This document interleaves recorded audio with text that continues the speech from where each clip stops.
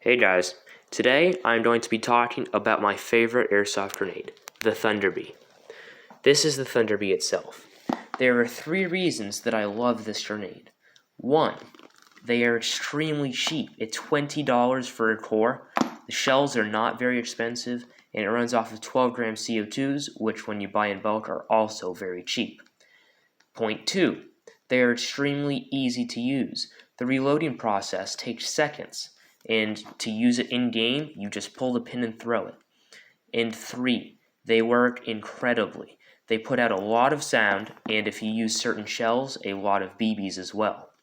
So first I'm going to go over how this works. It runs off of 12 gram CO2 cartridges, as I have mentioned before.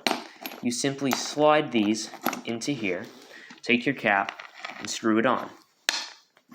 After this, you have to flick your spoon up, and take your hammer and pull it back.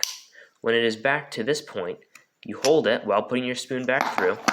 You take your pin and slide it in.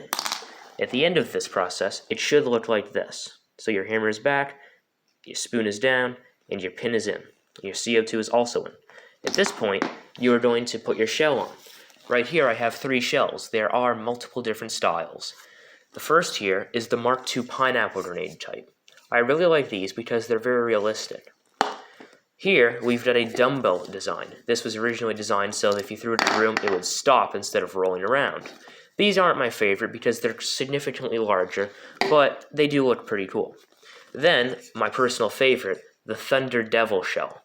As you can see, it has a nice white line here. This is a weak point.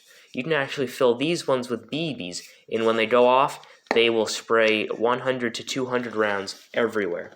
So, after you have picked out your shell, you simply screw it on. Just like that, and you're ready to go. That's it. That's all you have to do, and it's good to go. So, now I'm going to be going over these shells a little bit. You can pour up to 200 rounds in these. They say about 150, but realistically, you can fill it all the way to the top. The only problem is that the way they blow up is the CO2 fills up inside, and depending on how much, volume you have in it, depends on the timing that it'll go off. So if you fill this whole thing with BBs, it'll go off in 1 second. If you have none, it'll probably take 3 to 4. Other than that, it's extremely simple, and basically just these reasons are why I really love them. And overall, they just work. They just work.